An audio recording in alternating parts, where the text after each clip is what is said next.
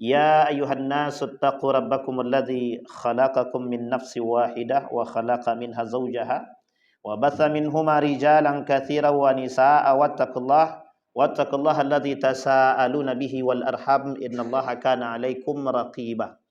Puji syukur kehadiran Allah dengan mengucapkan alhamdulillahirabbil alamin, bersalawat kepada Nabi dengan mengucapkan Allahumma shalli ala Muhammad wa ala ali Muhammad fil alamin innaka Hamidum Majid. Bapak Ibu sekalian yang berbahagia, mudah-mudahan malam hari ini Allah berkahi, Allah limpahkan rahmat dan karunia-Nya. Insyaallah kita semua yang hadir husnul khatimah. Insyaallah yang hadir dapat syafaatnya baginda Nabi Muhammad sallallahu alaihi wasallam. Untuk orang tua kita yang telah mendahului, Allah tempatkan di tempat terbaik di sisinya, Allah terima amal ibadahnya, Allah kumpulkan bersama orang-orang yang saleh.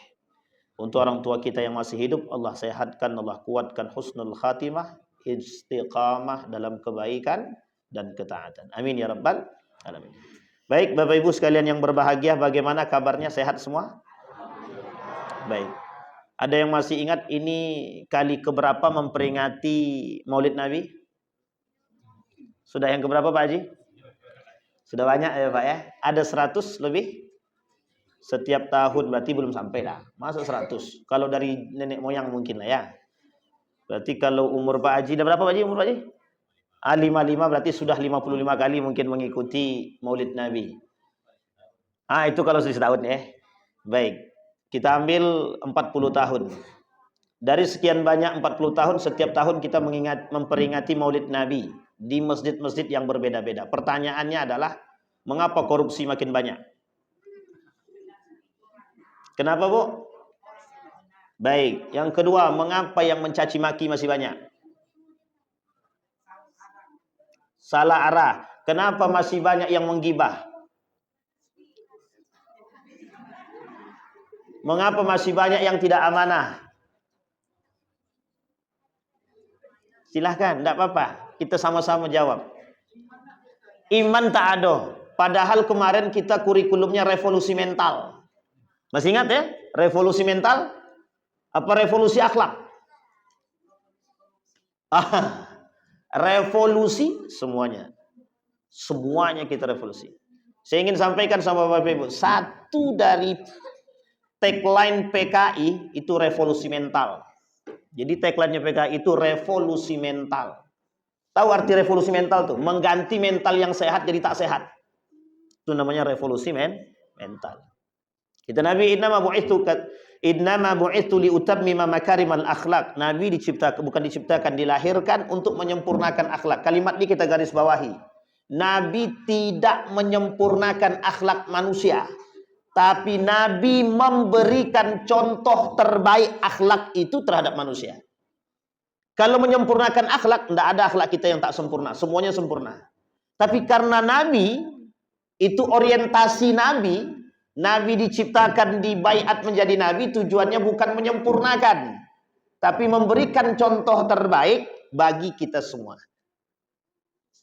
Kalau para koruptor, orang-orang penguasa menjadikan Nabi sebagai simbol kehidupannya dan pandangannya, selesai urusan.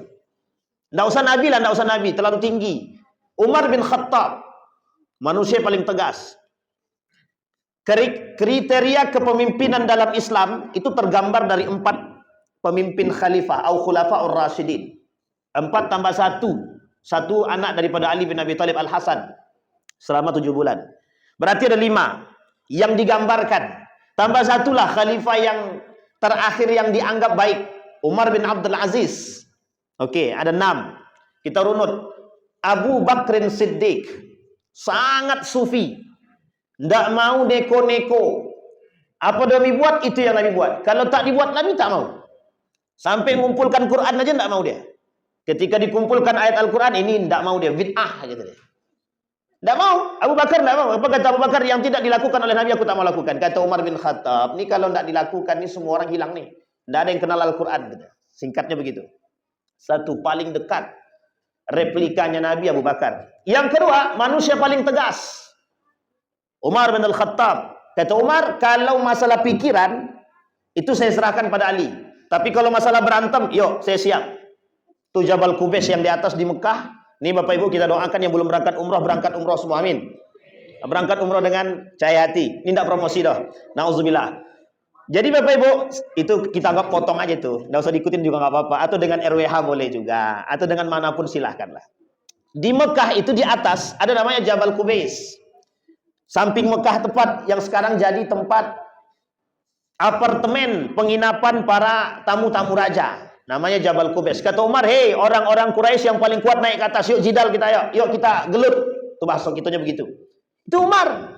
Sampai ketika Umar masuk ke dalam Islam, apa kata orang-orang Quraisy itu, kita bagaimana mau berani menghapus melawan Islam sementara orang yang paling kuat udah masuk Islam. Dia dua cadangan itu, Pak. Kata Nabi berdoa, ya Allah, kuatkan Islam di antara salah satu, di antara keduanya. Abu Jahal, satu, kemudian yang kedua Umar bin Al-Khattab. Tapi Allah pilih Umar bin Khattab, bukan Abu Jahal. Abu Jahal mengakui kebenaran Islam, menolak Islam.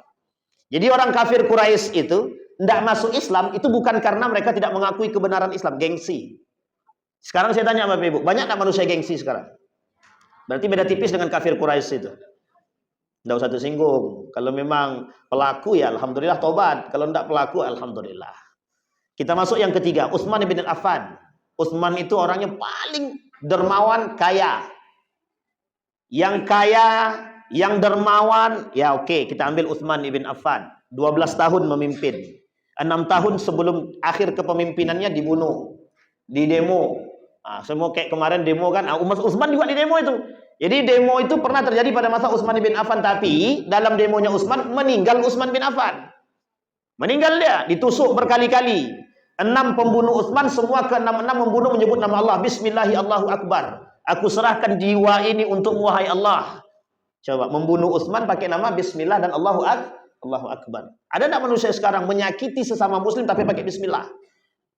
Ada enggak?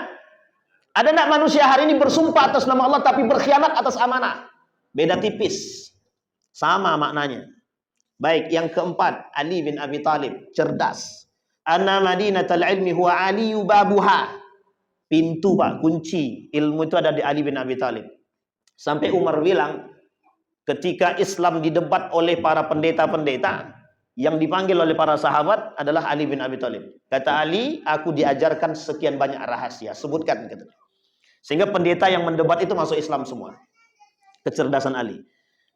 Yang ke 1, 2, 3, 4, 5. Anak daripada Ali bin Abi Thalib, Al-Hasan. Cuma 7 bulan. Memimpin cuma 7 bulan. Direbut paksa oleh Muawiyah. Yang kelak kemudian terjadi pertikaian antara Ali dan Muawiyah, Ali dan Aisyah dan lain sebagainya. Ini sejarah.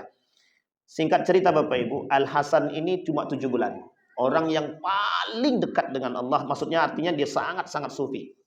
Kata Al-Hasan, kalau memang ada jaminan perdamaian yang engkau berikan untuk 2 suku, 2 kabilah, 2 kelompok dalam Islam, silahkan ambil, aku mundur. Maka waktu itu Al-Hasan menyerahkan kepemimpinan dia kepada Muawiyah ibn Abi Sufyan. Jadi waktu itu Al-Hasan ini itu diangkat setelah terbunuhnya Ali bin Abi Thalib oleh Ibnu Muljam, salah satu kelak yang bakal menjadi atau cicit-cicit daripada kaum-kaum Khawarij. Sampai di sini bisa dipahami Bapak Ibu? 7 bulan. Kemudian ada yang ke-6 terakhir. Umar bin Abdul Aziz. Lengkap semua. Berani iya, tegas oke, takut pada Allah, sufik bagus. Tapi Bapak Ibu sekalian yang berbahagia, tidak lama umurnya, cuma 2 tahun. Sama seperti Abu Bakrin Siddiq. 2 tahun lebih memimpin, begitu juga. Nah, kriteria kepemimpinan dalam Islam itu dimasukkan ke situ semua. Dan keempat-empat ini ada sama Nabi semua. 1, Nabi negosiator, paling pandai bernegosiasi. Jadi ilmu komunikasinya tinggi. Yang kedua, Nabi cerdas, sangat cerdas. Ada 4 sifat karakter Nabi kan? Karakter Nabi itu ada 4, ada sifatnya itu. Kan Bapak Ibu sudah hafal tuh sidik, amanah, tabligh, fatanah. Ini secara garis besar Bapak Ibu ya, secara garis besar. Nabi dekat Bapak Ibu kalau tidak kuat-kuat hari ini, kalau kita nggak kuat-kuat dengan iman, kita terjerumus, kita yang ikut. Tujuan kita memperingati Maulidir Rasul, kelahiran baginda Nabi Muhammad SAW, nanti kita lihat bagaimana dari awal perjalanan kelahiran Nabi. Kita ambil panjang, kita ambil singkat aja. Tapi di antara perjalanan kelahiran Nabi, semuanya perjuangan. Tidak ada satupun yang tidak perjuangan. Sekarang manusia, sekarang ada yang mau berjuang. Satu penyebab kelemahan Islam itu satu saja. Hilangnya sifat juang dalam diri umat muslim hari ini. Untuk mengatakan kebenaran hari ini butuh perjuangan. Untuk mengatakan kebenaran siapa pelaku-pelaku koruptor, itu butuh perjuangan. Karena lawannya siapa? Para koruptor itu sendiri. Coba bayangkan. Untuk mengungkapkan kebenaran, tidak ada yang berani. Kenapa minta berani? Taruhannya mati, Ustaz. Itu dia. Tapi bayangkan, dari Nabi sampai terakhir pada masa Turki Utsmani, mana hidup manusia yang tidak perlu perjuangan? Tidak ada. Tidak ada. Sampai kemerdekaan Republik Indonesia yang hari ini dicederai oleh para pengkhianat, itu gara-gara perjuangan. Coba kalau tidak ada perjuangan, merdeka kita. Revolusi jihad, pernah dengar? Hasyim Al-Asy'ari. Jadi Bapak Ibu, refleksi daripada Maulid Nabi itu sebenarnya perjuangan Nabi yang harus kita lihat. Nanti kita lihat. Ali bin Abi Thalib. Nabi cerdas, Nabi sufi. Oh, Nabi sangat dekat dengan Allah. Taulah karena Nabi. Perbedaan Nabi dengan nabi-nabi yang lain. Ketika Nabi dalam keadaan bermasalah, artinya gelisah, kata Allah turun ayat, alam nasrah laka sadrak.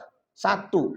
Tapi nabi yang lain enggak. Ya Allah, Rabbi israh li sadri. Mereka minta, ya Allah, telapangkan dada kami. Tapi kalau Nabi Muhammad tak, kata Allah, bukankah kami sudah lapangkan hatimu, kami berikan ketenangan. Ini kasus ketika Nabi ditinggal, meninggal oleh istri tercinta dan paman terbaiknya.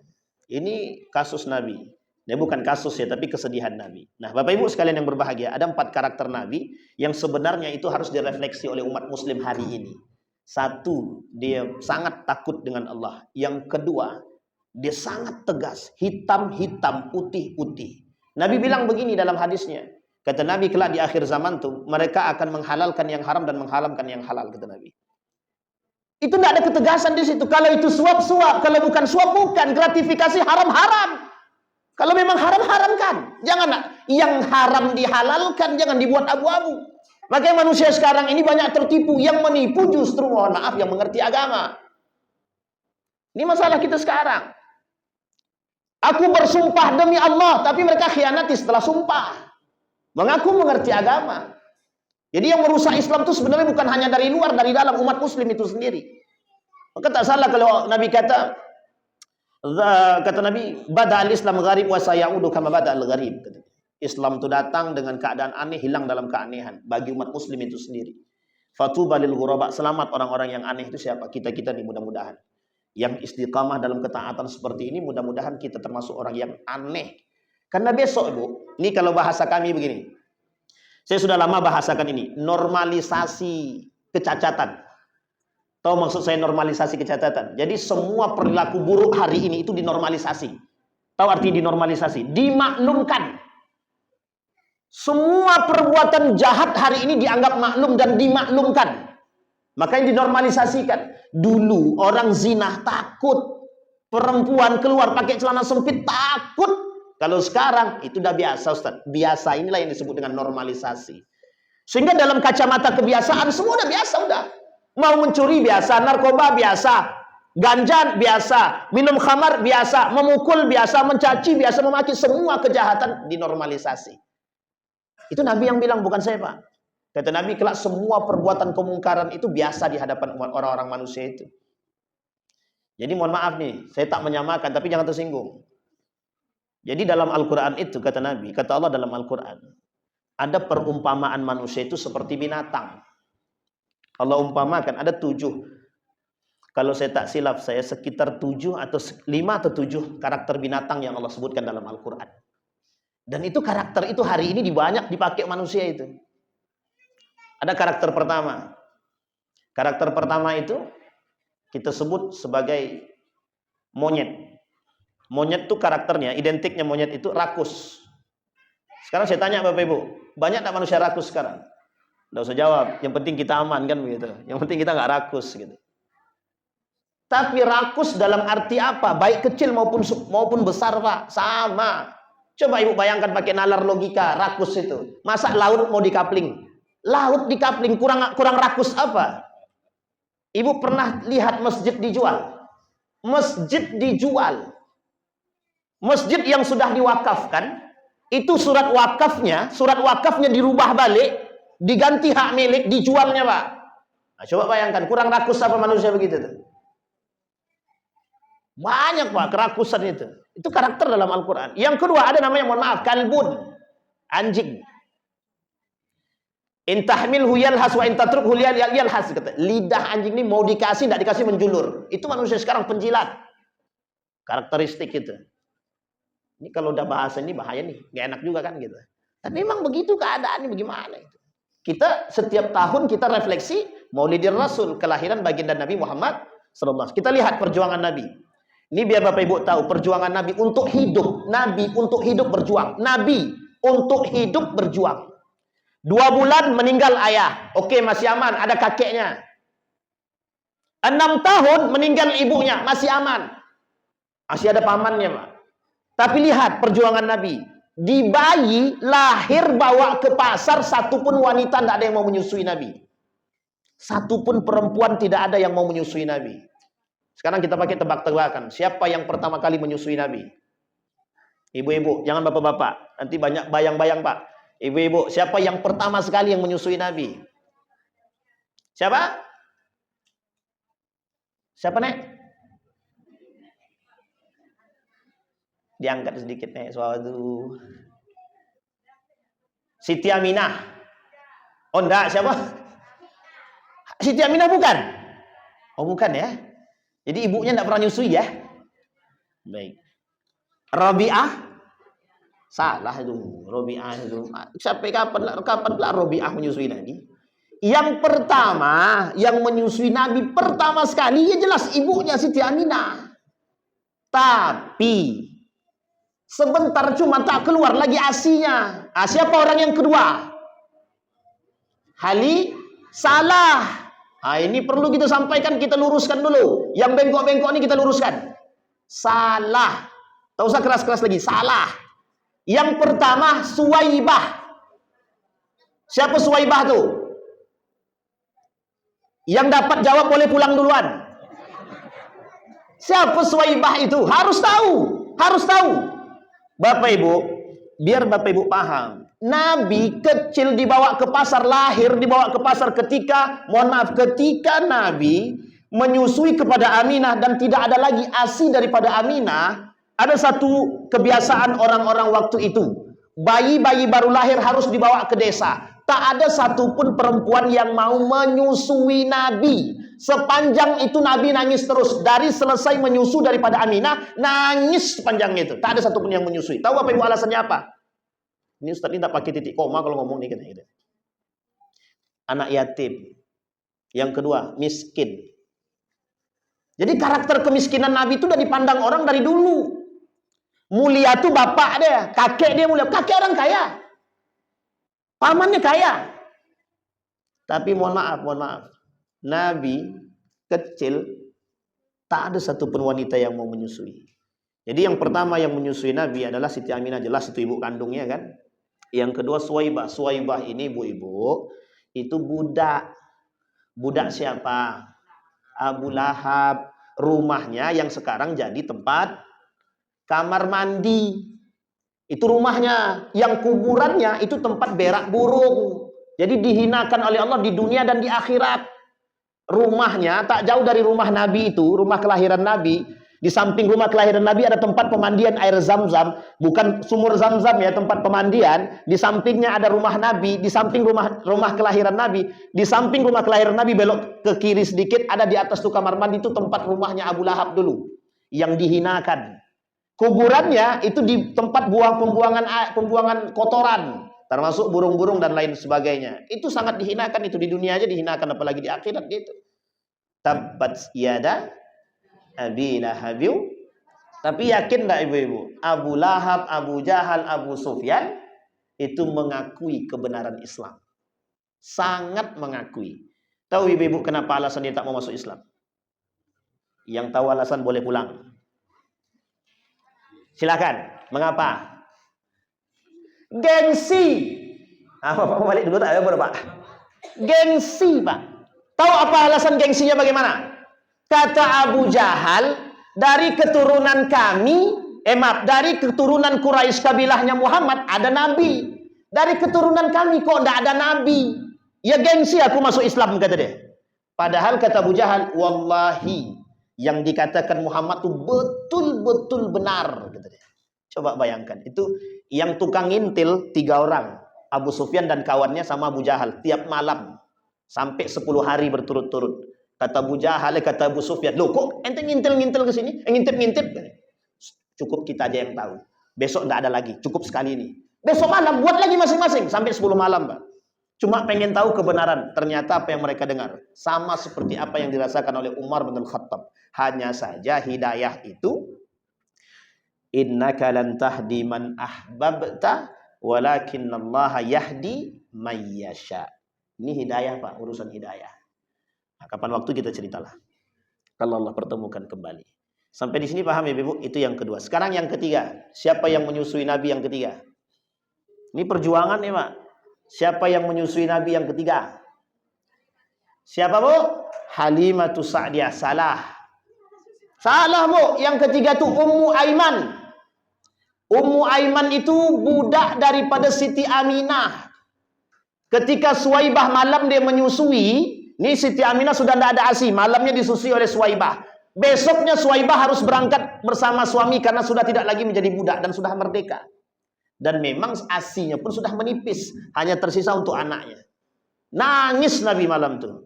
Kemudian menyusulah Nabi kepada Ummu Aiman. Jadi satu ketika Nabi sedang duduk di Masjid Nabawi bersama dengan para sahabat. Ketika sedang duduk, tiba-tiba masuk seorang perempuan. Jalan. Ketika seorang perempuan di jalan, Nabi datang menyamperin. Nabi tunduk begini. Menghormati begini. Kemudian diambil sama Nabi, tangannya dicium tangannya. Sahabat bingung, siapa nih perempuan? Kok sebegitu mulianya di hadapan Nabi? Ditanya sama sahabat, siapa dia? Itu ibuku, kata Nabi. Kenapa dikatakan ibunya? Karena pernah mengurus Nabi selepas wafatnya ibunya Siti Aminah. Di mana itu? Di perbatasan antara Mekah dan Madinah. Di mana itu? Di Abwa. Di situ perbatasan antara Mekah dan Madinah. Kata Siti Aminah, waktu kecil itu Nabi disusui oleh Siti Aminah. Ternyata asinya Siti Aminah pun tak banyak keluar. Nah, Nabi punya satu susuan dengan Hamzah kepada Suwaibah. Jadi Hamzah itu pernah nyusu kepada Suwaibah. Jadi Hamzah paman Nabi itu pernah nyusu kepada Suwaibah. Jadi Nabi dengan Hamzah ini adik beradik satu susuan. Jadi adik beradik satu susuan. Jadi banyak nih yang satu susuan sama Nabi, dia banyak, ada 13 lebih. Ada 13 lebih sahabat Nabi yang satu susuan dengan Nabi. Baik yang tua maupun yang muda. Itu yang ketiga. Ummu Aiman. Siapa dia Ummu Aiman ini? Budak daripada yang membantu Siti Aminah di rumah. Ini sejarah yang tak disebutkan dalam buku catatan sejarah. Betul ya? Dalam sejarah kebudayaan Islam itu tak dituliskan. Banyak sejarah kebudayaan Islam itu, banyak sejarah Nabi yang tidak dituliskan. Apa alasannya? Alasannya sederhana, satu, ingin menutupi cerita-cerita yang lain di balik cerita tersebut. Yang kedua, ingin memasukkan cerita-cerita Israiliyat. Jadi dalam cerita Islam ini, Pak, banyak namanya cerita Israiliyat kalau kita tak pandai-pandai. Nah, jadi kalau tak pandai-pandai, kita tak ngerti, kita dalam cerita ini banyak tipu daya dalam cerita, dan itu penting untuk merubah. Jadi kenapa sejarah ini harus dirubah? Nah, inilah hari ini yang kita alami, Pak. Banyak yang tidak kenal dengan para pejuang-pejuang Muslim dalam kemerdekaan Republik Indonesia ini. Yang kita tahu kan orang-orangnya itu-itu saja. Tidak ada yang lain yang kita tahu. Paling yang masuk dalam lubang buaya, itu saja. Banyak sejarah itu yang dihapus. Tahu Bapak Ibu yang menghapus siapa? Kapan-kapan kita bahas. Baik. Nah, kembali kepada poin tadi. Nah, yang terakhir Bapak, bukan terakhir, Nabi yang menyusui Nabi itu 1, 2, 3, 4, 5. Ada 5 orang yang menyusui Nabi. Nah, yang keempat inilah baru kemudian Ummu Aiman sudah tidak ada lagi asinya. Mau tidak mau Nabi harus dibawa ke luar daerah. Karena kalau tidak dibawa ke luar daerah akan terjangkit virus-virus perkotaan. Virus-virus perkotaan ini banyak. Semua anak dalam tradisi itu harus dibawa. Ini tertulis dalam kitab Ar-Rahiq Al-Makhtum atau Ibnu Hisham atau Ibnu Ishaq. Boleh tengok, silahkan. Tak ada masalah. Dalam Salabi juga sudah ada. Jadi Bapak Ibu, singkat cerita, kata Ummu Aiman begini. Kata Halimah begini. Bang, ini paceklik. Tempat kita nih sekarang hujan tak turun-turun. Sementara keledai-keledai kita kurus. Susunya sudah tak banyak. Anak kita nih sekarang menangis tak berhenti-berhenti. Sementara tanaman-tanaman kita sudah kering-kering semua. Mau tidak mau, semua perempuan yang ada di perkampungan Sa'id tersebut, namanya perkampungan Sa'ad. Perkampungan Sa'ad tersebut 30 menit dari Mekah. Dari Ka'bah itu, dari Masjidil Haram itu 30 menit. Nah, itu boleh kalau naik taksi bisa sampai, sebutkan aja perkampungan Sa'ad tentang tempat Halimah, udah sampai itu. Mesti dibawa sama tukang taksi dan tahu itu sudah. Jadi Bapak Ibu, 30 menit menggunakan keledai. Berangkat mereka, semua berangkat. Sampai di Pasar Ukas namanya. Pasar Ukas itu ini Ka'bah. Nanti ada namanya di situ, ada namanya Hijr Ismail. Di depan Hijr Ismail ke sebelah kiri sedikit itu dulu namanya tempat bekas ke Pasar Ukas. Pasar Ukas itu semuanya ada di situ, termasuk penjualan budak dan tempat pengambilan ASI dari wanita-wanita tersebut. Namanya Pasar Ukas. Pasar banyak yang bersejarah di Mekah itu. Nah, ini penting dalam orang-orang yang berangkat umrah perlu tahu tentang pasar-pasar tersebut, karena penjualan budak termasuk salah satunya para yang dijual itu adalah Nuaiman, sahabat daripada Nabi yang pernah mabuk, itu juga dijual di situ. Baik, singkat cerita Bapak Ibu sekalian yang berbahagia, sampai mereka di Mekah nih. Ibu-ibu perempuan-perempuan ini. Semua perempuan perkampungan Bani Sa'ad ini sudah mendapatkan bayi. Pas Nabi Muhammad tak ada satupun yang mau memilih, Pak. Satu pun tak mau. Termasuk Halimah. Kalau mau silahkan, tapi sudah mulai khawatir Halimah. Satu, anak yatim. Yang kedua, miskin. Tak ada lagi yang diharapkan, tak ada. Akhirnya malam itu juga mereka kembali. Balik, Pak. Maksudnya kembali itu ke tempat permukiman, istirahat. Dalam istirahat tuh anaknya menangis. ASI tak keluar lagi. ASI daripada Halimah ini tak keluar lagi. Diperas sama suaminya itu, keledai, tak keluar juga. Bingung nih Pak, di malam itu bingung. Pokoknya anaknya menangis terus. Akhirnya dikasih air-air biasa, tidur. Kemudian berkata Halimah kepada suaminya, apapun yang akan terjadi, saya tetap akan mengambil bayi tersebut. Kalau memang tidak ada uangnya, tak ada masalah. Biarkan saja. Begitu saja pikiran Halimah itu. Dan dia ceritakan sama suaminya, kata suaminya silahkan. Itu semua keputusan di tanganmu. Tidak ada Pak, Halimah tak berpikir lagi sudah. Karena mau pulang malu karena tidak bawa. Kalau tidak bawa bayi pulang malu. Jadi mau tidak mau bismillah. Tapi waktu itu dia belum Islam ya. Dia terima, dibawa. Datang ke rumah Aminah yang di rumahnya itu. Apa kata dia? Kita akan bawa bayi ini ke desa. Apapun itu kami bawa. Adapun atau tidak ada, terserah kami bawa. Coba bayangkan, disinilah kemuliaannya Pak. Nabi itu memang mulia. Dari dulu, dari lahir sampai mulia. Sampai penamaan Nabi saja oleh Abdul Muthalib itu. Oleh Abdul Muthalib, penamaan Nabi itu harus di depan Ka'bah. Diangkat sama Abdul Muthalib. Kami beri nama yang paling mulia dan tak ada satu-satunya. Belum ada satupun manusia yang menatasnamakan anak dengan nama Muhammad itu tidak ada pada saat itu. Kecuali Nabi Muhammad SAW. Tahu kenapa? Itu ilham yang Allah berikan kepada Abdul Muthalib. Jadi ilham yang diberikan kepada Abdul Muthalib. Abdul Muthalib ini Bapak Ibu bukan nama asli. Nama aslinya Abdul Muthalib ini Syaibatul Ham. Siapa namanya Bapak Ibu? Syaibatul Ham. Nama aslinya bukan Abdul Muthalib tapi Syaibatul Ham. Syaibatul Ham ini punya bapak. Bapaknya ini adik-beradik dengan Muthalib, kandung. Yang tinggalnya di Madinah.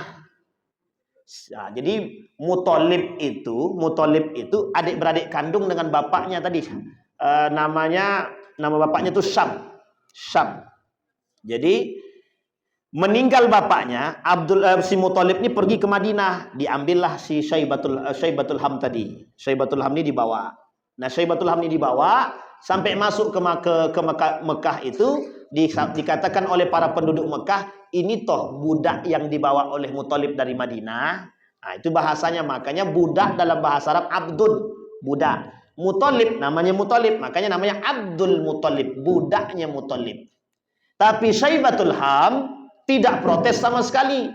Karena senang dia dipanggil itu, tak ada masalah, dan dia tidak pernah mempermasalahkan itu. Sampai wafatnya Muthalib ini, kemudian Syaibatul Ham atau Abdul Muthalib diangkat sebagai pemimpin Quraisy sementara sebelum mendapatkan yang disebut dengan sumur Zam-Zam yang telah hilang 200 tahun sebelumnya oleh Khuza'ah. Sampai sini paham Ibu-ibu Bapak Ibu paham nih? Ini sejarah nih. Nah, jadi memang agak-agak gimana sedikit gitu kan. Nah, singkat cerita lagi, ini singkat ceritanya nggak usah panjang-panjang. Kalau panjang-panjang, sampai jam berapa Pak Haji? Ini kalau tak panjang-panjang, kalau pokoknya kalau udah capek Bu, stop Ustaz, kami capek ya, bilang aja gitu nggak apa-apa. Jadi kita berhenti. Tapi kalau tak disebut-sebut susah juga ketua. Baik, singkat cerita Bapak Ibu, apa kata Aminah? Kata Aminah, kami bawa. Bayangkan Bapak Ibu, ketika baginda Nabi diserahkan oleh Aminah ke tangan Halimatus Sa'diyah, apa yang terjadi? Tangan Halimah bergetar. Dalam Rahiq Al-Maktum itu dikatakan begitu, bergetar. Yang tadinya asinya tidak ada, sampai 3 jam lebih dalam riwayat itu Nabi nyusu tidak selesai. Anaknya nyusu, kedua-dua anaknya sudah nyusu, asinya juga nggak habis-habis. Ini kelebihan baginda Nabi. Uniknya lagi, keledainya yang tadinya tidak bisa diperas susunya, ketika suaminya memeras, keanehan yang terjadi, keluar asinya, Pak. Maka apa kata Halimah? Kami bawa anaknya. Dibawa, Pak. Kawan yang lain, perempuan yang lain sedang berjalan menuju tempat untuk kembali, itu keledainya Halimah itu lebih kencang daripada keledai-keledai yang lain. Sampai kaget itu, kenapa kok Halimah kok bisa kencang begitu? Saking kagetnya. Ternyata Halimah melihat ke atas. Di atas itu ada awan yang mengikuti baginda Nabi Muhammad SAW. Menangis Halimah. Di situ Halimah menangis. Ini anak bukan anak biasa. Semenjak saat itu kebahagiaan dan kesejahteraan tak pernah putus daripada Halimatus Sa'diyah. Kelak anak-anaknya Halimah itu berperang bersama baginda Nabi Muhammad SAW. Sadar Halimah umur 2 tahun. Umur 2 tahun itu Nabi diantar oleh Halimah.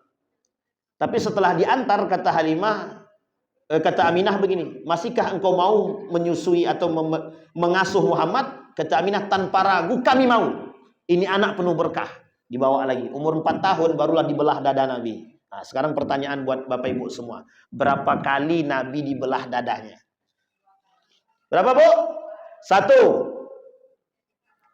Ketika 4 tahun. Yang kedua, kapan? Kapan Bu? Ketika remaja. Yang ketiga, 2 aja ya, 2 aja. Kurang tuh Bu. Dia ada 4 kali. Nabi dibelah dadanya 4 kali. Dalam riwayat itu dikatakan ada 3, ada 4. Yang paling kuat tuh 4. 1 umur 4 tahun. Yang kedua ketika remaja. Yang ketiga ketika mendapatkan Gua Hira. Yang keempat Isra wal Mi'raj. Ada berapa berarti Bu? 4. Jangan bilang 2 lagi. Ini salah Wak. Ini sejarah nih, sejarah. Singkat cerita Bapak Ibu, apa kata Halimah? Balik anaknya ke rumah, kata anaknya kepada ibunya, itu Muhammad dadanya dibelah. Khawatir Halimah mau keluar dari rumah, tiba-tiba Nabi sudah sampai di depan rumah. Mulai saat itu, kata Halimah, Bang kita antar. Di umur 4 tahun lebih sedikit. Diantar Nabi ke Mekah, dikembalikan kepada Aminah. Tahun berikutnya, kata Aminah, 6 tahun kurang sedikit, kata Aminah, nak yuk kita jenguk bapak di Madinah. Bapakmu di Madinah. Siapa bapaknya? Abdullah di Madinah. Pergi Pak mereka ke Madinah. Sampai bahagia sekali hati Nabi. Kenapa Nabi bahagia? Karena di situ keluarga besarnya Siti Aminah di situ semua. Ternyata keluarga besar kakeknya semua di situ. Di Madinah itu. Ini kalau saya gambarkan begini. Ini Masjid Nabawi. Ini Kubah hijau. Ya, ini anggap nih kubah hijau Bu, kalau nampaknya, ya hijau, kubah hijau.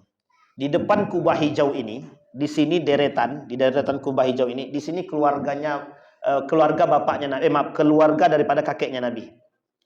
Di sebelah kanan sini, yang sekarang menjadi pelataran dan sekitar situlah, itu keluarganya Siti Aminah. Jadi keluarganya Siti Aminah semua di situ. Bahagia sangat Nabi. Kenapa bahagia? Karena Nabi bertemu dengan bapaknya meskipun sudah meninggal. Artinya Nabi datang ke kuburannya. Yang hari ini kuburan kedua-duanya, Siti Aminah dan Abdullah, tidak boleh dikunjungi. Dan gak ada yang tahu kuburannya di mana kecuali Aminah. Kalau Aminah ada di Abwa, kalau Abdullah itu ditutup. Tidak boleh lagi ada. Ada yang mengatakan di Baqi, ada yang mengatakan di depan Masjid Nabawi, tak jauh dari pintu pertama. Tak jauh dari sekitar situ. Ini dalam sejarah, Bu, ya. Meskipun tidak bisa tak bisa divalidasi. Kenapa tak bisa divalidasi? Karena banyak yang pendapat yang mengatakan tentang hal tersebut. Tahu Bapak Ibu alasannya kenapa Nabi, bapak Nabi, ibu Nabi tidak boleh diziarahi? Tahu Bapak Ibu alasannya? Karena bapak Nabi dengan ibu Nabi itu di neraka. Kata siapa? Kata mereka. Sampai sini paham, Bapak? Kenapa bapak Nabi dan ibu Nabi mayatnya, kuburannya tidak boleh diziarahi? Kata mereka, bapaknya Nabi dan ibunya Nabi itu di neraka. Coba bayangkan itu. Itu merusak pemikiran kita tuh. Tapi gimana lagi, memang begitu pemahaman mereka. Kata hadisnya begini, hadisnya sederhana, kata hadisnya itu. Ketika seorang sahabat bertanya kepada Nabi tentang di mana orang tuanya. Kata dia, orang tua kita di neraka, orang tuamu di neraka, orang tuaku di neraka. Nah, kalimat itu diterjemahkan oleh para ulama sekian banyak terjemahannya. Allah sebut dalam Al-Qur'an, wa ma kunna mu'adzibin hatta nab'atsa rasulah, kata Nabi. Kami tidak akan mengazab siapapun sampai Rasul itu datang. Sementara bapaknya Nabi belum pernah kenal Islam. Bapaknya Nabi nggak pernah kenal Islam, ibunya Nabi nggak pernah kenal Islam. Jadi kalau bapaknya Nabi nggak pernah kenal Islam, bagaimana orang yang tidak pernah mengenal Islam? Masuknya kemana? Neraka apa surga? Maka ketika itu Bapak Ibu dikembalikan kepada fitrah manusia. Ingat baik-baik, dikembalikan kepada fitrah manusia. Apa fitrah manusia itu? Fitrah manusia itu pasti baik. Kalau dia tidak baik, itulah tolak ukurnya. Kalau baik dia masuk surga, kalau tidak baik masuk neraka. Sementara waktu itu Rasul belum datang. Hatta nab'atsa rasulah, kata Allah. Sampai kami datangkan kepada mereka Rasul. Kalau sudah datang Rasul kepada mereka dan mereka tetap tidak beriman, baru kemudian mereka katakan di neraka. Sampai sini paham Bapak Ibu?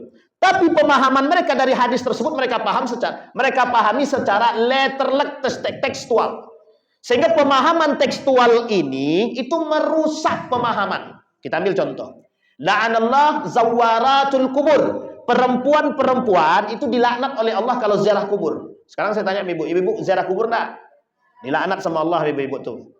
Itu hadisnya begitu. Kalau kita pahami tekstual, itu ibu-ibu semua selesai itu. Dilaknat Allah semua itu. Yang pergi ziarah kubur. Suami aku mati, Ustaz, bagaimana aku mau ziarah kubur apa tidak ya? Daripada dilaknat mending enggak usah, Ustaz.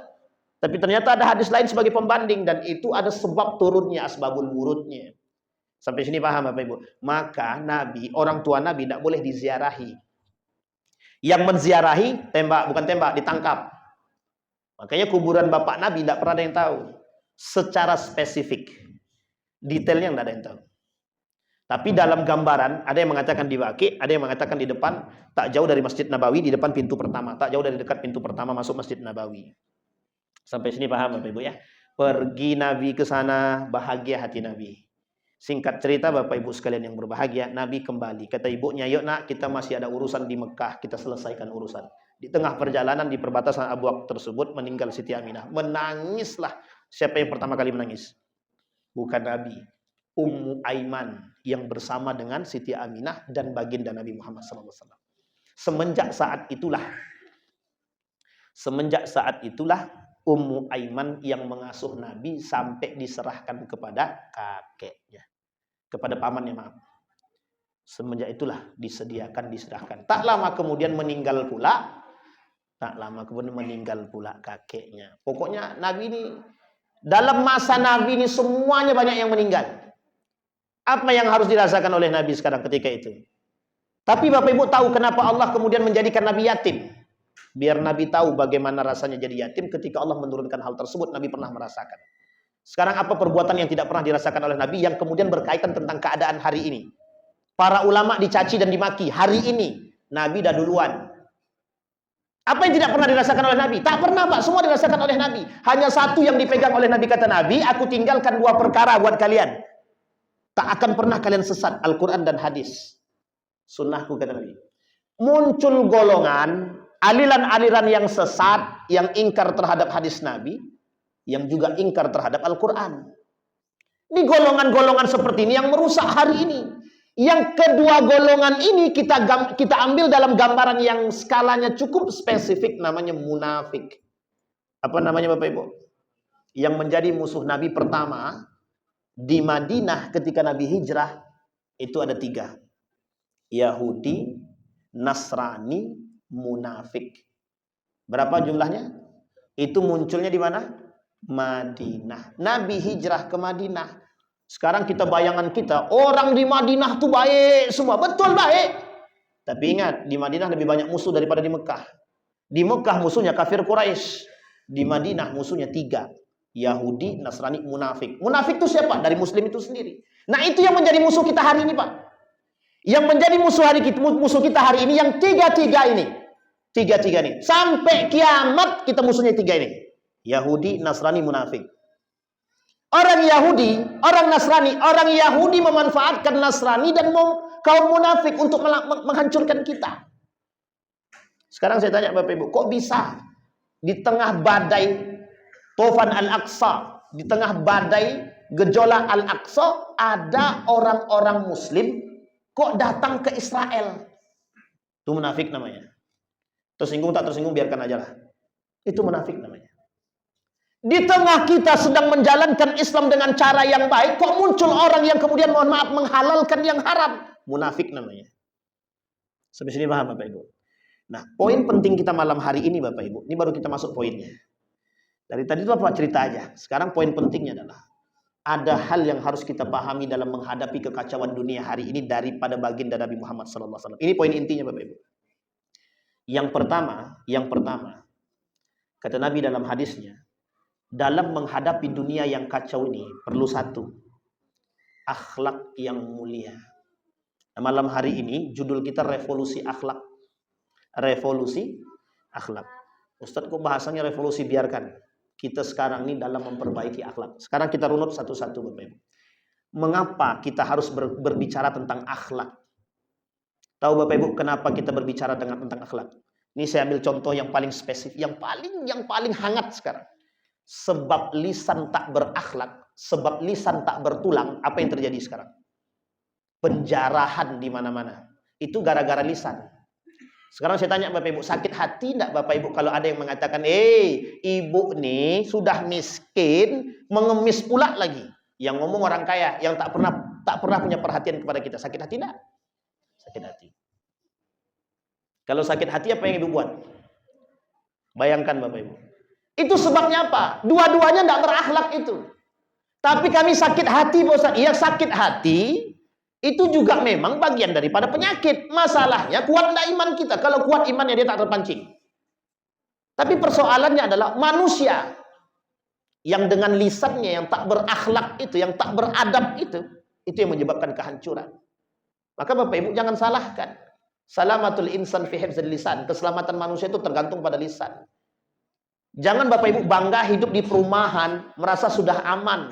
Lihat kiri kanan, ada enggak satu manusia yang tersakiti gara-gara lisan kita? Kalau ada, stop masuk surga.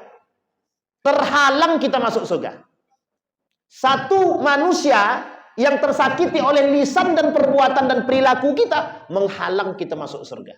6 kata Nabi yang menyebabkan orang-orang amal ibadahnya tidak diterima. 1 di antara 6-nya adalah zalim. Apa namanya Bapak Ibu? Sittatu asya'in tuhbitul a'man wa akhiruhu, yang terakhir kata Nabi, az-zulmu zalim. Coba bayangkan. Sederhana Pak, sederhana. Itu modalnya apa? Akhlak Pak, akhlak. Allah ciptakan kita dengan kalimat khuliqal insan. Kami ciptakan kalian wahai manusia khuliqa dengan menggunakan kalimat kha lam qaf. Sekarang saya tanya sama Bapak Ibu, dalam bahasa Arabnya akhlak itu asal katanya apa? Kha lam qaf. Sama. Artinya apa tujuannya? Allah pengen manusia yang diciptakan itu berakhlak. Fitrahnya kita sebagai manusia berakhlak. Kalau kita tidak berakhlak, tidak beradab, tidak beretika, kita sedang keluar dari fitrah kemanusiaan. Makanya digambarkan oleh Allah dalam Al-Quran seperti bahaim, binatang. Jangan tersinggung Bapak Ibu. Jadi kalau kami tak berakhlak seperti binatang, Ustaz, pandai-pandai aja lah. Coba bayangkan. Apa yang ada dalam pikiran manusia ketika manusia tidak berakhlak gitu? Ada anak membunuh tua kandung hanya gara-gara tidak dibelikan HP. Saya tanya sekarang Bapak Ibu, ini mana salahnya sekarang? Ada anak orang tuanya gara-gara tidak dibelikan HP. Sekarang pertanyaan saya, di mana letak salahnya? Gimana Pak? Akhlak.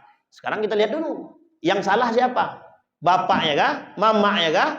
Agamanya kah? Atau anaknya kah? Orang tuanya. Cepat kali kesimpulannya. Bayangkan Bapak Ibu. Ada orang tua berakhlak, anaknya tak berakhlak. Faktornya lingkungan. Ada orang tua tidak berakhlak, ada anak yang berakhlak. Faktor masih lingkungan. Ada dua-duanya tidak berakhlak, juga faktor mereka itu memang. Lah kalau anak bapak mamanya tidak berakhlak, anaknya juga nggak berakhlak. Ini memang begitu harusnya memang. Seorang anak akan mewariskan perbuatan orang tuanya. Kalau tak berakhlak, tukang judi orang tuanya, anaknya tukang tak judi lagi, lebih dari judi, judol. Kalau bapaknya main judi konvensional, anaknya judi online. Coba bayangkan. Hati-hati Pak. Ini persoalan kita. Nah sekarang saya kasih tahu Bapak Ibu. Ini biar kita paham dulu. Kita tidak langsung mengklaim, tidak langsung menjustifikasi atau menghakimi. Bapak Ibu, kita ini dulu bangsa yang bermoral. Kita ini adalah bangsa yang bermoral. Nah, sampai sini paham ya Bapak Ibu ya. Kalau kita tidak bermoral, tidak keluar namanya yang dikeluarkan fatwanya oleh Hasyim Al-Asy'ari untuk mengangkat peradaban kita, negara Republik Indonesia, biar satu, beragama, bermoral, beradab, berakhlak, semua jadi satu di situ Bapak Ibu. Artinya, founding father kita, para pembesar-pembesar kita dalam memerdekakan Republik Indonesia ini mayoritas dulu ya, mayoritas itu sandarannya akhlak. Makanya ketuhanan yang Maha Esa itu dirubah. Awalnya Allah Subhanahu wa Ta'ala nomor 1. Yang kedua dipindahkan. Perubahan yang kedua, dari nomor 1 pindahkan nomor 5. Dari nomor 5 dipindahkan lagi ke nomor 1. Dari Allah Subhanahu wa Ta'ala, biar bisa toleransi semua agama, disebutkan di situ ketuhanan yang Maha Esa. Yang kedua, apa Bu Pancasila kita yang kedua? Ibu-ibu. Yang pertama ketuhanan masa yang kedua ada kalimat peradaban di akhirnya. Beradab ada? Apa tujuannya? Selain daripada bertauhid, kita harus beradab. Beradab. Artinya apa? Agama menjadi payung agar manusia bisa beradab. Lah sekarang muncul kelompok yang membuat kita agar tidak beragama. Jangan bicara politik di dalam masjid. Itu mengenyampingkan agama daripada urusan politik. Tidak ada kaitannya urusan pemerintahan itu dengan agama. Agama cukup masuk masjid, sholat 5 waktu, selesai urusan. Begitukah agama mengajar? Akhirnya apa yang terjadi? Hancur lebur. Mulai dari atas sampai bawah hancur semua. Sampai sini paham Bapak Ibu? Yang dipilih mantan preman atau preman yang memilih jauh lebih preman. Sampai sini paham Bapak Ibu? Jadi ini keadaan kita sekarang. Makanya perlu yang disebut dengan revolusi bahasa sederhananya, yuk kita kembalikan akhlak yang baik. Kalau manusia ini berfitrah berakhlak Pak, selesai urusan kita. Kalau kita mau jadikan Rasulullah sebagai panutan dalam hidup kita, selesai Pak. Apa pernah Rasulullah mengajarkan kita membenci dengan kelompok yang lain? Pernah gak Allah mengajarkan kita membenci kelompok yang lain? Gak pernah Pak. Nabi justru membangun yang disebut dengan piagam Madinah, menyatukan kaum muhajirin, menyatukan ansar, munafik, Yahudi, Nasrani jadi satu semua. Dan semua dihakimi sesuai dengan agama masing-masing. Kalau orang Yahudi yang melanggar, ditengok hukumnya dalam kitabnya Yahudi. Kalau Nasrani yang melanggar, ditengok hukumannya dalam kitab Injil.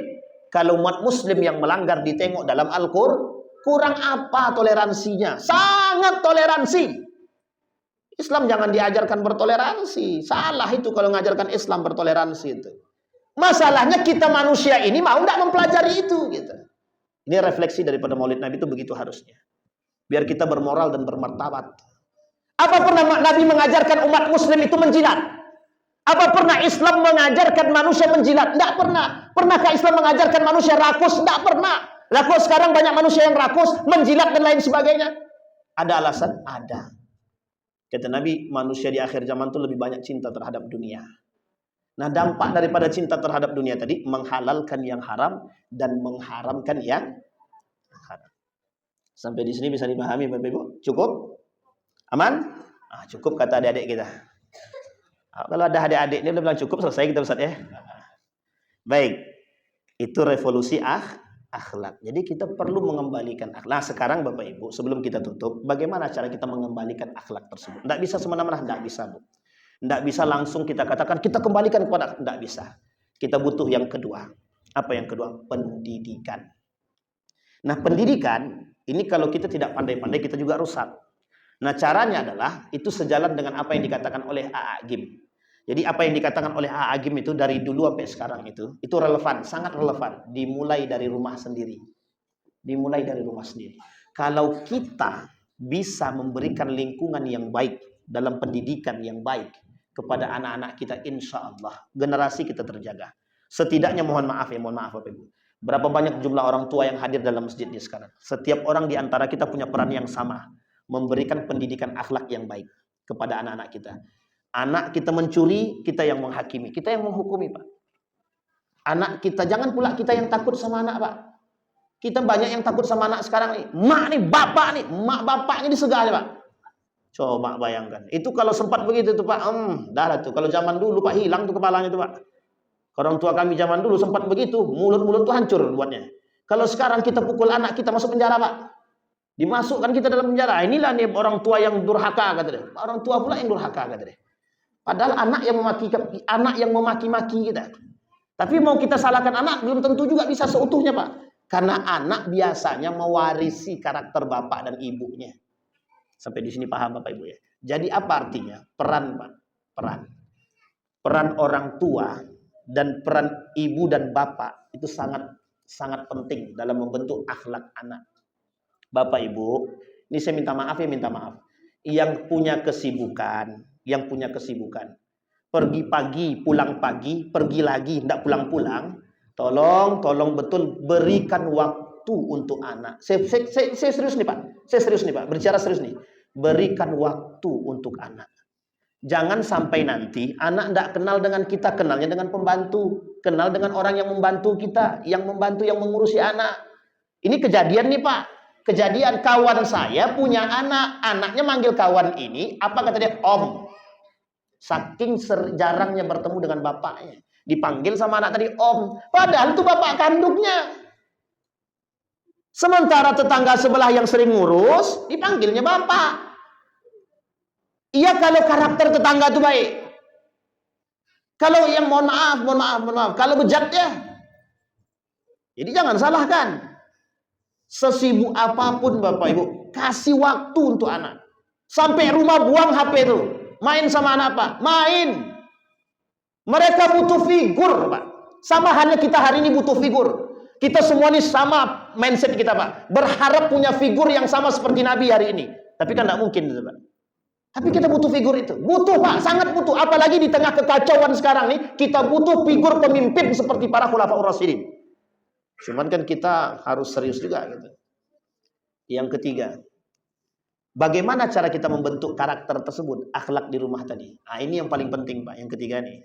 Kenalkan mereka dengan Islam, kenalkan mereka dengan nilai-nilai seperti yang dilakukan oleh Nabi.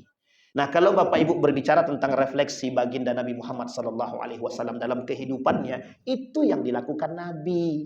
Nabi kenalkan anak yang pertama itu tauhid, bukan duit, bukan HP. Ini anak baru lahir, untuk mohon maaf biar tak nangis dikasih tontonan. Apa tontonannya? HP. Dalam tontonan mohon maaf, mending kalau yang ditonton tuh ngaji. Ini yang ditonton mohon maaf yang buka-buka aurat. Jadi anak tuh sudah tersimpan dalam otaknya begitu. Sampai sini paham Bapak Ibu ya? Kenalkan agama, kenalkan Islam, kenalkan Al-Quran, kenalkan Nabi. Kenalkan anak-anak kita hari ini dengan figur-figur tokoh-tokoh muslim. Jangan Raffi Ahmad, jangan pelawak-pelawak yang lisannya tak pernah terjaga. Jangan Pak, mohon maaf, jangan. Anak kita hari ini, generasi hari ini mengidolakan artis. Kalau artis yang diidolakan itu mengajak masuk surga, masih mending. Ini mohon maaf, berlomba-lomba mencari harta. Di sini paham Bapak Ibu? Jadi kita nggak mengenalkan kepada mereka agama. Kita yang salah, kita memang. Ustaz ada bapak ibunya baik, Ustaz agamanya pokoknya rajin. Tengok dulu anaknya, anak angkat bisa jadi. Mungkin Ustaz. Tapi anak kandung Pak Ustaz bisa jadi faktor lingkungan. Artinya apa? Orang tua juga perlu tegas dengan anak. Kalau kau tak balik jam 10 nih, tak usah kau balik ke rumah lagi. Dikasih pula batas jam 10. Selesailah urusan. Ingat Bapak Ibu, setan iblis hantu belau itu keluarnya habis maghrib. Jadi mulai dari maghrib tuh, itu jam keluarnya mereka. Jam keluarnya. Jadi kalau kita biarkan anak ini keluyuran, kalau dia tak punya iman yang kuat, banyak kawan setannya nanti. Sampai sini paham ya Bapak Ibu? Ini anak perempuan pun dikasih waktu pulang. Silahkan nak, pokoknya jam 10 malam harus balik. Kacau. Gimana kita generasi mau baik? Orang tua yang memberikan ruang untuk kehancuran. Jangan tersinggung orang tua, kita sama-sama orang tua Bu. Untuk refleksi kita semua, introspeksi diri kita. Kita yang membangun peradaban itu. Mengaku cinta Nabi, tapi akhlak kita tidak seperti Nabi. Nah, ini banyak aliran sesat muncul ini mengatasnamakan Nabi. Kami cinta sama Nabi, tapi dalam masjid goyang-goyang dia Pak, pakai biduan pula. Itu haram itu. Bid'ahnya di situ itu. Bagaimana membentuk akhlak? Kita tontonkan yang tidak baik di hadapan mereka. Sampai di sini paham Bapak Ibu ya. Ini refleksi bagi kita. Jadi Bapak Ibu tahu ya kehancuran itu kenapa? Jadi kalau kita bicara tentang kehancuran dalam Al-Quran, wa idza aradna an nuhlika qaumin, kata Allah. Kalau kami pengen menghancurkan satu kaum, kata Allah, selesai, mudah bagi kami, kata Allah. Bagaimana cara Allah untuk menunjukkan kehancuran itu? Kalau sudah manusia ini tidak berakhlak, hancur semua sudah. Kalau lisannya terjaga, ada nggak yang tersakiti? Kalau kebijakannya baik, ada nggak yang tersakiti? Harusnya kan simbiosis, mutualisme, bisa saling memahami. Itu kalau pegangannya agak moral, akhlak, adab, itu yang kita butuhkan. Makanya kenapa mereka lebih brutal daripada orang-orang yang di sana? Ya mungkin disebabkan karena rasa sakit yang sudah terlalu mendalam. Kalau bahasa gawan saya, akumulasi itu Ustaz, kata dia. Oh iya juga ya, akumulasi. Sampai sini paham ya Bapak Ibu. Tapi coba semuanya menggunakan akal sehat dengan akhlak yang mulia. Akhirnya apa? Ini sekarang dampak daripada perbuatan. Semua hancur. Akhirnya apa? Nanti renovasi pakai apa? Buat duit lagi. Kan hancur sudah. Banyak hancur. Kemudian keluarkan uang. Selesai Pak di situ. Apakah kita merasa puas? Enggak Pak. Enggak ada kepuasan kita. Justru kita makin enggak puas Pak. Nah ini yang menjadi masalah bagi kita sekarang. Maka kita butuh hari ini bukan merevolusi, mengembalikan akhlak-akhlak yang baik yang berdasarkan kepada Al-Quran. Bagaimana cara Nabi bermuamalah? Kita lihat Pak, Nabi itu baik, akhlaknya mulia, tutur katanya lembut. Nabi tak pernah kasar, tak pernah. Nabi tak pernah kasar kepada siapapun. Nabi tidak pernah kasar. Baik, ada pertanyaan Bapak Ibu? Tidak ada, alhamdulillah. Ini udah tengah malam kan ada pertanyaan udah dini hari ini kan. Baik Bapak Ibu ya. Nah, ada pertanyaan Bapak Ibu? Aman ya? Nah, di sini ternyata refleksi kita adalah kembali kepada diri kita sendiri. Maka perlu sesekali melihat kembali ceramahnya AA Game, bagaimana mengembalikan nilai-nilai tersebut ke dalam rumah tangga. Ada rekomendasi buat Bapak Ibu semua. Lihatlah video-videonya Ustadz Adian Husaini, Ustadz Budi Ashari, Ustadz Adi Hidayat, dan para asatid yang lain untuk membangun keluarga-keluarga yang baik. Tidak ada kata terlambat Pak. Mohon maaf, tidak ada kata terlambat. Tapi kita butuh generasi yang mohon maaf akhlaknya mulia. Kalau Ustadz Adi Hidayat bilang 2040 ke atas itulah generasi emas. Tapi kita usahakan sebelum datangnya generasi emas itu, proses pembentukan generasi emas itu yang kita butuhkan. Jadi penanamannya tetap melalui peran orang tua. Lagi-lagi perannya orang tua, bagaimana mereka menanamkan agama kepada anak sehingga mohon maaf akhlak itu bisa terbentuk dari nilai-nilai agama. Saya kira itu saja, mudah-mudahan ada manfaat bagi Bapak Ibu, bagi kita semua. Mudah-mudahan yang kita sampaikan malam hari ini, yang kita dengar, Allah ridhai dan Allah berkahi. Amin ya rabbal alamin. Kita berdoa kepada Allah. A'udzu billahi minasyaitonir rajim. Bismillahirrahmanirrahim. Alhamdulillahirabbil alamin. Hamdasy syakirin, hamdan naimin. Hamdan yuwafi ni'amahu wa yukafi'u mazidah. Ya Rabbana lakal hamdu kama yanbaghi li jalali wajhikal karim wa 'azimi sultanik. Allahumma faqihna fid din wa 'allimna ta'wil. Allahumma ansur man nasara ad-din wa khudhul man khadhal muslimin. Allahumma arinal haqqa haqqan warzuqna ittiba'ah wa arinal batila batila warzuqna ijtinabah. Allahumma anfa'na bima 'allamtana warzuqna 'uluman tanfa'una fid din wad dunya wal akhirah.